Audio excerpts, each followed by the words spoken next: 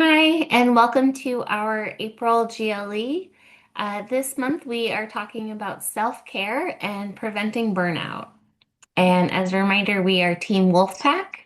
Not all of us are here today, but we consist of Amanda, Cheryl, Christina, Kalita, Nadir, and Rebecca.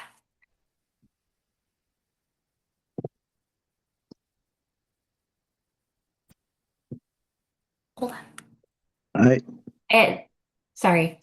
We'll start with our Bright Spark mission, which is to nurture and sustain child-centered, anti-racist early learning communities. Yep. And next we'll do our land acknowledgement. All right. So we are gathered today on the ancestral lands of the Duwamish people, the original stewards of these waterways. We acknowledge a profound connection between the Duwamish and the Salmon, a relationship that has sustained the people, the river, and the spirit of this place since time immemorial. We recognize that the Duwamish River is not merely an industrial corridor, but a sacred living being that has been wounded by decades of development. We honor the resilience of the Duwamish tribe who continue to fight for the river's health, advocate for the restoration of habitat, and carry forward the traditional knowledge necessary to ensure that the salmon, the cedar, and the tides remain a part of our shared future. We also acknowledge the ongoing struggle of federal recognition and the iniquity of current legal structures that limit the tribe's ability to fully exercise their sovereign rights to co manage these waters.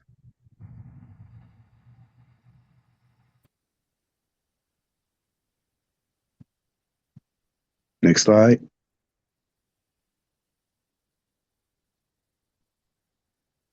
A call to action.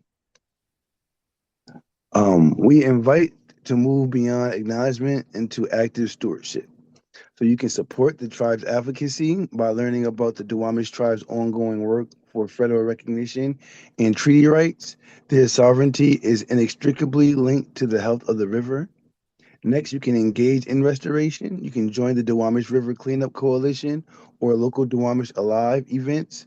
Direct participation in habitat restoration and water quality advocacy helps provide the sanctuary juvenile salmon needs to survive. You can also educate and center Indigenous voices, support the voices of local Indigenous historians and leaders. We encourage you to read The River That Made Seattle to better understand the true history of this land and how to act as a more responsible guest upon it. And today, we commit not just to words, but to the work of healing these waters, recognizing that the survival of the salmon is tied to the justice we seek for the people who have protected them for generations.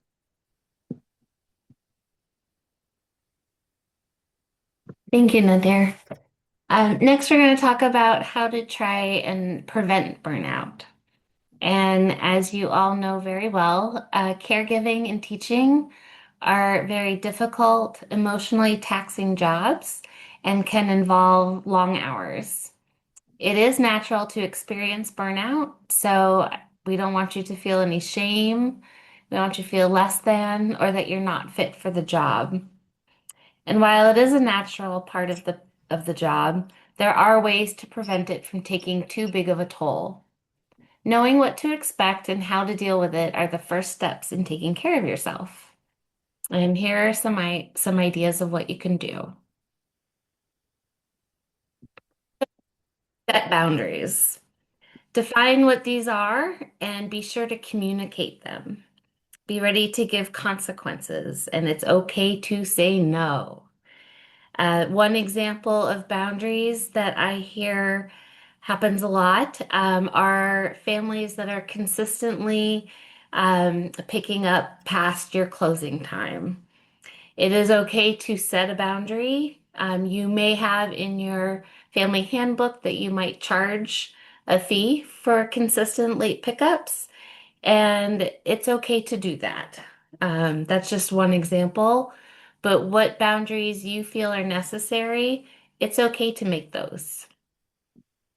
Another is to take care of yourself physically, emotionally, and spiritually. Try to eat well throughout the day, drink enough water, get enough sleep, and move your body when you can.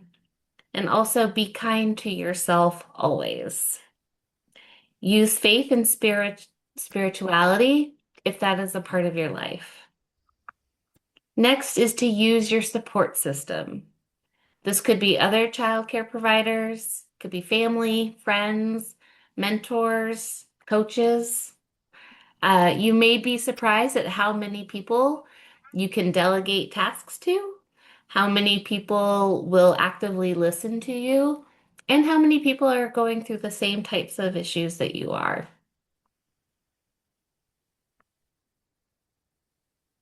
Another big one that I see a lot is it's important to allow yourself to take time off and away from your job. Time away from work, even when we love the work, is necessary. It allows you a chance to find joy in your life, put things into perspective, and to spend time with loved ones. It's really refilling your cup. So the children and the families will be just fine, so throw any guilt you have away.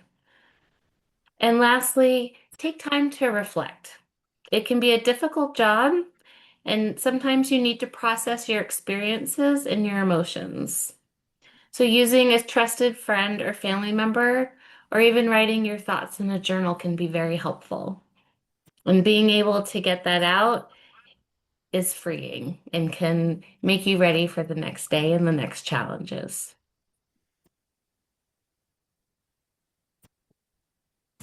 And after each of our sections, we have a reflection. I just want you could hit pause for a little bit or think about these after you watch this.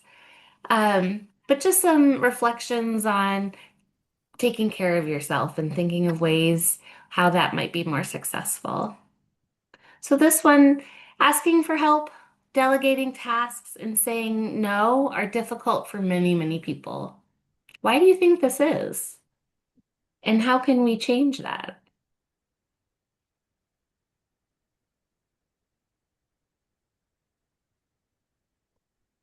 Next, we're going to discuss the director's role in recognizing burnout. So, leadership has an essential role in supporting staff and preventing burnout. As a leader, you set the tone of the environment, and it's so important to recognize your role in how burnout affects the staff and to support and create a culture of self-care and belonging amongst the staff.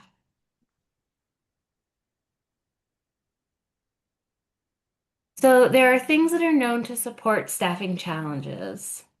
The first one being access to professional development. This is often brought up again and again as a strategy to support with burnout. Burnout can happen for many reasons, but accessing trainings that can support a teacher who needs additional education in a particular training can give them new skills that will support the classroom and support them in preventing burnout. Not only that, but a company culture that values professional development sends a message to the teaching staff that they are valued and that their professional growth is important to those whom they are employed by.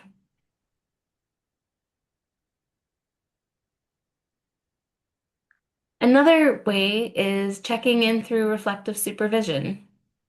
So, having routine check ins with staff through reflective supervision allows the staff to not only develop a working relationship with leadership, but it also allows them to reflect on what is working well and what needs additional support.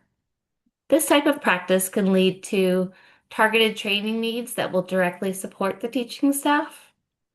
It allows teachers to feel seen, heard, and understood, which makes them feel valued. And it supports collaboration and open and honest communication.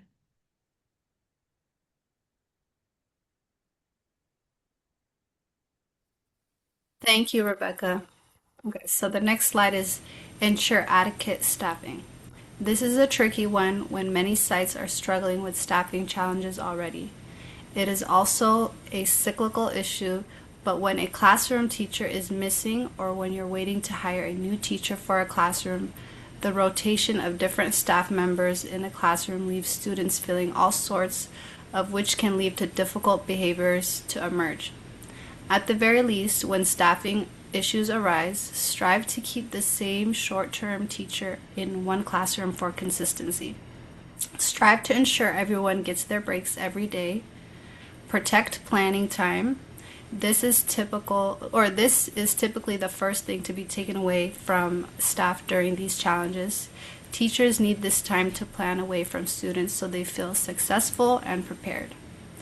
If staffing allows, plan for a third teacher in the classroom during tough transitions. Even if this is only 10 minutes, this can make the world of a difference for teachers who may be dreading a certain time of the day due to transitions.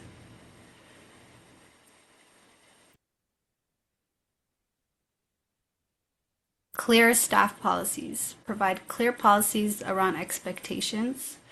Provide fair pay for staffing. This is a huge reason for staff turnover. Provide planning time. Provide PTO/sick days, and let staff use them. Next, I would like you to take a moment to reflect. How do you currently support your staff when they experience burnout?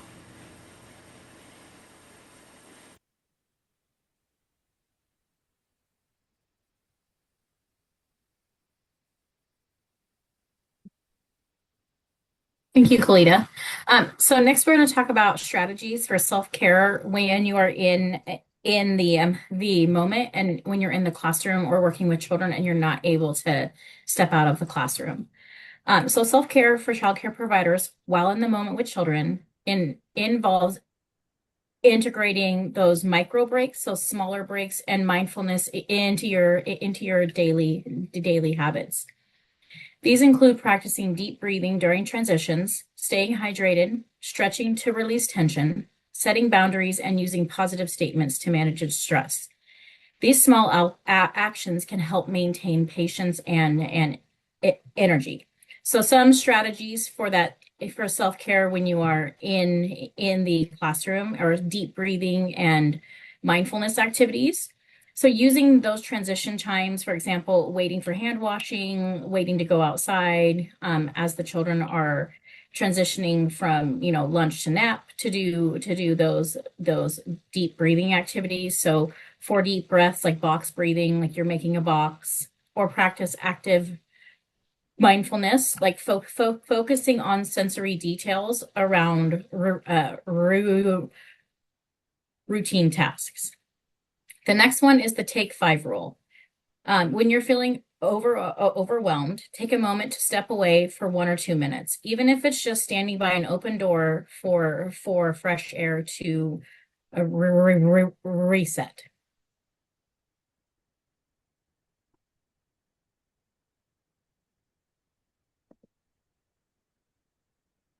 All right.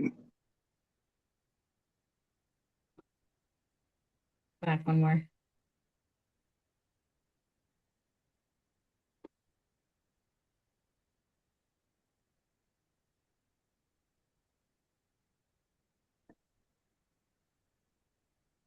Apologize, technical difficulties. We will get there.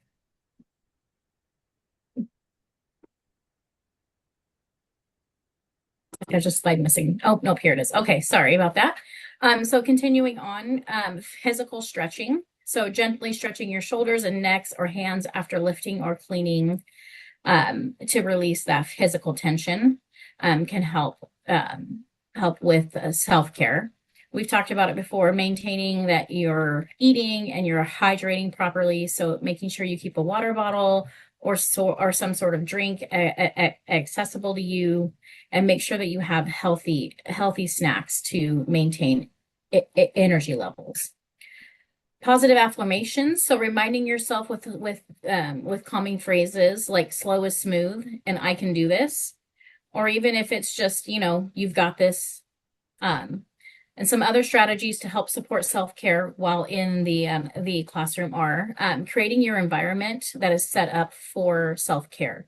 So having a calm environment, soft lights, low amount of clutter, an area where you can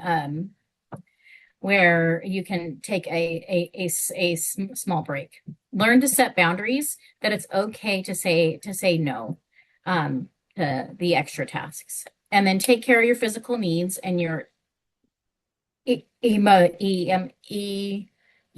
emotional needs. Wear comfortable clothing and acknowledge when you are feeling overwhelmed.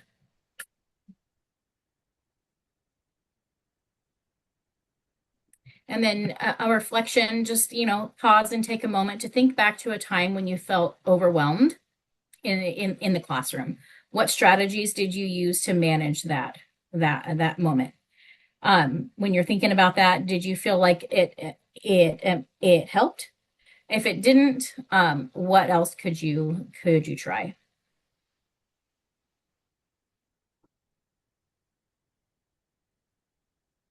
Thank you, Cheryl.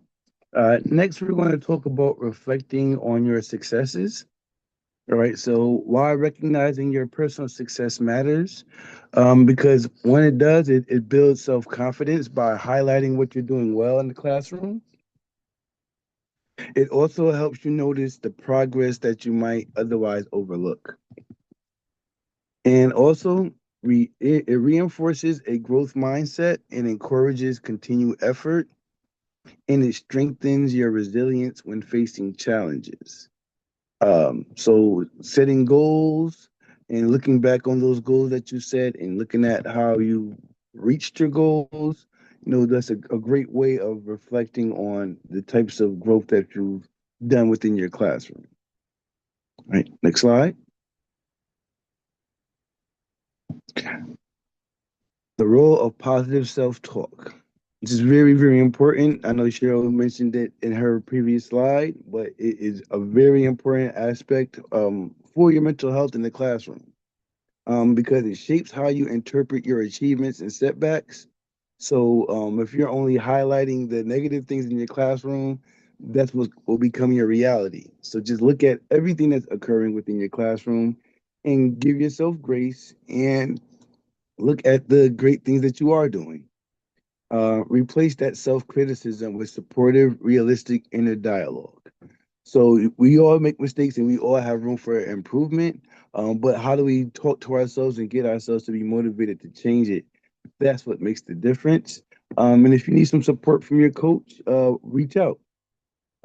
Boost motivation by reminding you that you're capable and improving. So you can to say that you are making efforts.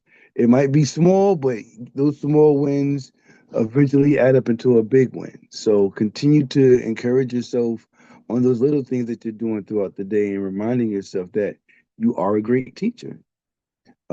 Creates a mental environment where success feels possible and deserved because you are constantly reinforcing yourself that you are capable of doing those things. So whenever you do feel challenges, you feel confident to rise up to it. Okay, next slide. All right, so how to recognize your success daily. So one thing that you can do is use a journal or sticky notes to track your wins, big or small. So if a child doesn't have a tantrum at a particular time when they usually do, write that down on a sticky note and put it on your in your work area. Or if a child, takes a nap that day, that's a win. Might not have been that the whole week, but for that one day in that moment, your strategies worked and they, got the child to do what you desired them to do. So setting measurable goals and celebrate each milestone.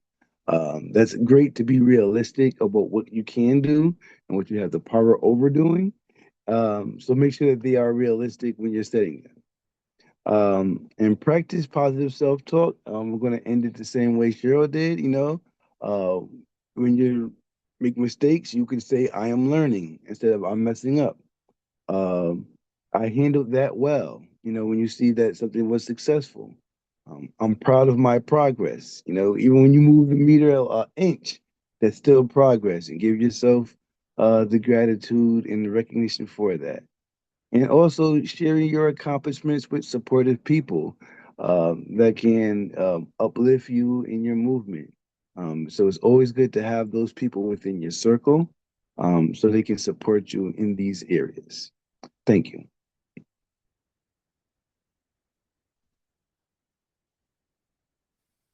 Thank you, Nadir. Okay, so I wrote down a list of things you can do for self-care. And I know self-care looks different for everybody, but these are just a few things I came up with. So rest and recharge. You have to make sure you get enough sleep. Have a screen-free time before bed. Try to be off of your phone like 1 hour prior before bed. Give yourself permission to do nothing sometimes. I know in this realm of work, we are constantly on the go, and so make sure to give yourself permission to do nothing because resting is also very important. Spend time with your loved ones, connect with family, friends, have meaningful conversations, do things you enjoy. Read a book, try a new recipe, watch your favorite show, move your body, go for a walk, stretch, yoga, spend time outdoors. For mental and emotional care, you can journal your feelings, practice gratitude, pray, meditate, engage in spiritual reflection. For relaxation and pampering, take a long shower or bath. Skincare, self care routines, spa days at home or outside of the home.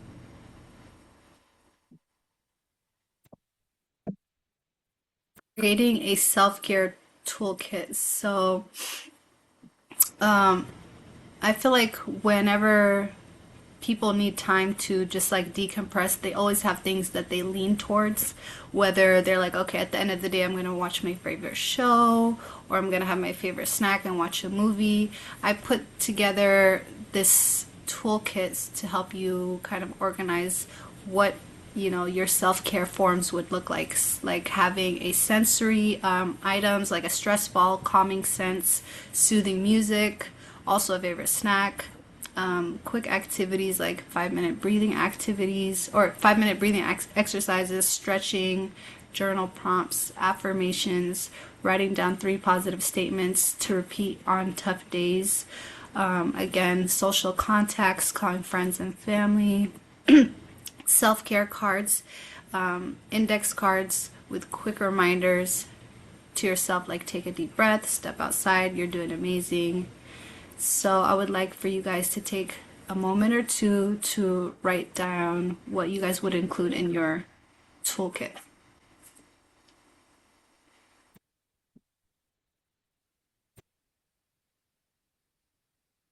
And then this is a reflective practice. What does self care look like to you? So you can take a minute and think about what it looks like for you guys. I can talk about what it looks like for me. Self care for me looks like taking a long shower, putting a face mask on, and watching a good movie.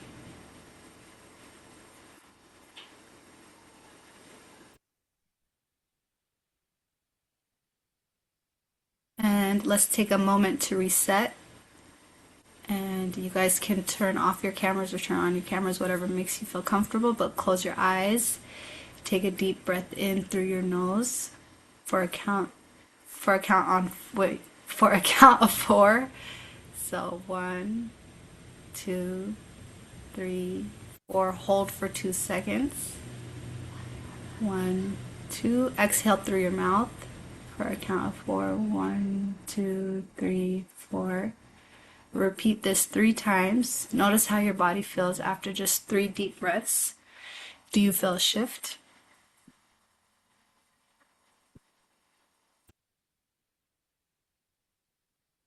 Also, we wanted to invite you guys to celebrate Provider Appreciation Day, which will be held on May 8th from 3 to 7 p.m. It's going to be at all of our Bright Spark offices, which are on the screen. We look forward to seeing you guys then. Thank you.